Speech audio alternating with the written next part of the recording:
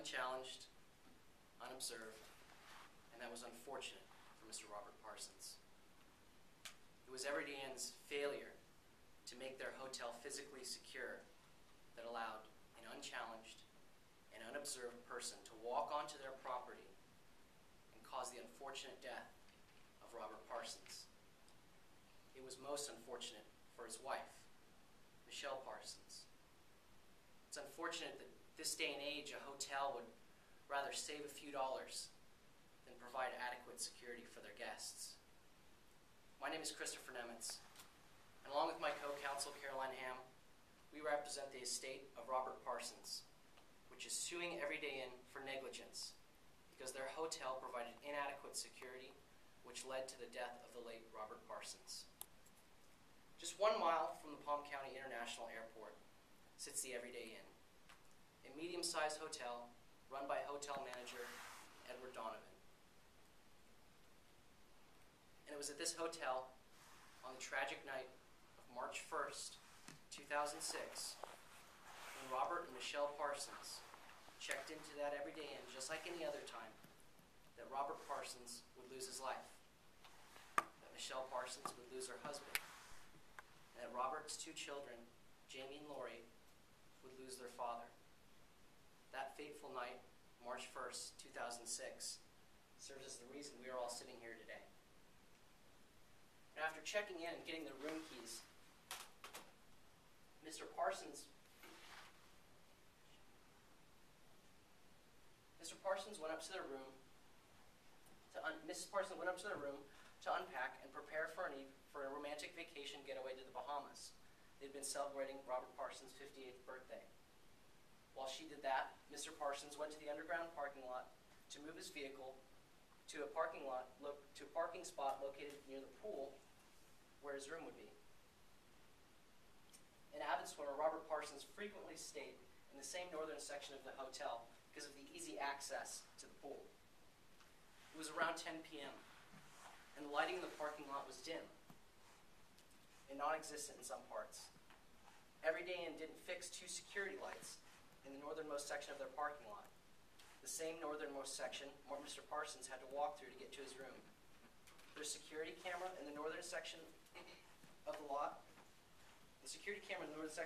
which was designed to provide coverage of the area where Mr. Parsons would eventually be robbed and murdered, had been moved on its mount so that the area was not within the camera's view. The brick wall that was meant to keep trespassers off of the property, had still not been built. And the temporary fence that stood in its place for over 4 years had holes large enough for an adult to fit through. The barbed wire that was supposed to be on top of that fence was missing in most areas. The security guards that were supposed to be on duty patrolling the facility and monitoring the camera system weren't there. They had called in sick and were not replaced. Consequently, there was 1 guard on duty who was in charge of manning the parking booth, watching all the cameras, and patrolling the property. To top it off, the view of the security guard station where that guard was located was completely blocked by the hotel's shuttle vans. And then there's Mr. Parsons, a regular guest, who unsuspectingly stumbled into the middle of this scene, unaware and unprotected. It was in this dangerous, dark, unprotected, and unguarded parking lot at the Everyday Inn where Mr. Parsons would be robbed and killed. Now, during trial today, you will learn several key facts which remain undisputed. First, Robert Parsons was murdered in the parking lot of the Everyday Inn.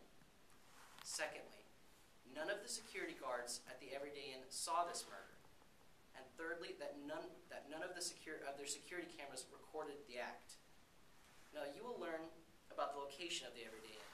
You'll learn that it's located in New Palm City, and that New Palm City is part of a greater 4-part community in Palm County built around the airport.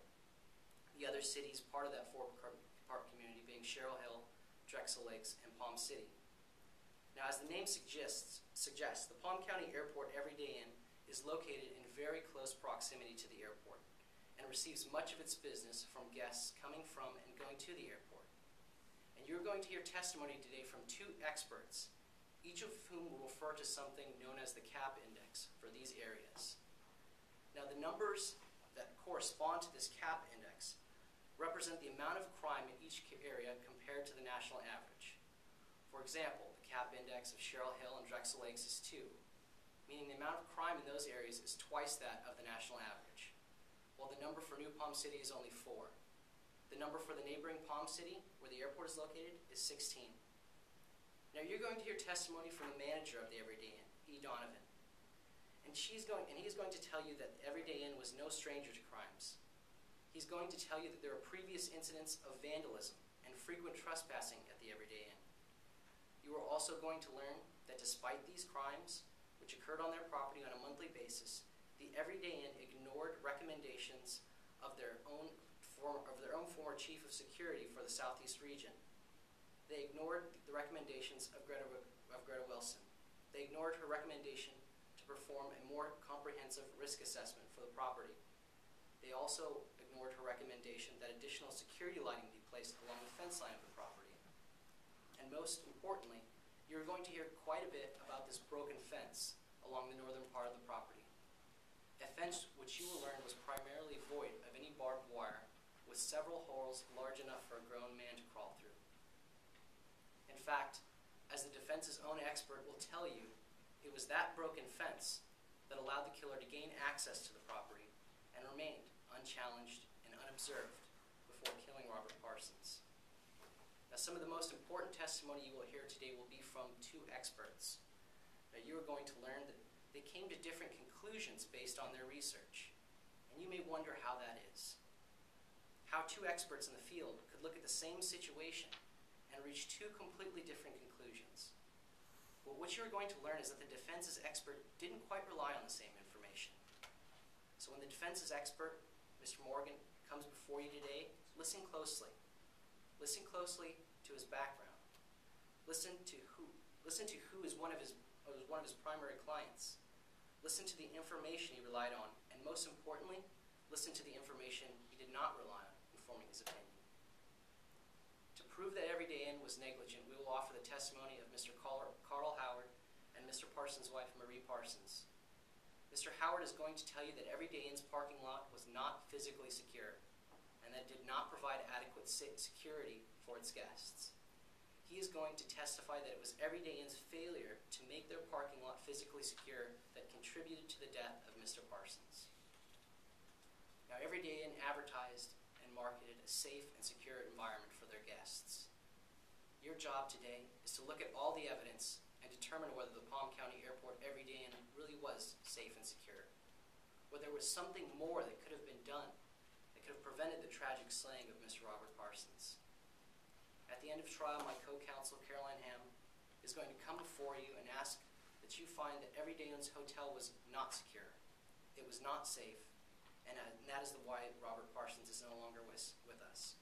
She's going to ask that you reach the only verdict demanded by the evidence, that Everyday Inn was negligent in securing their property and liable for the death of Mr. Robert Parsons.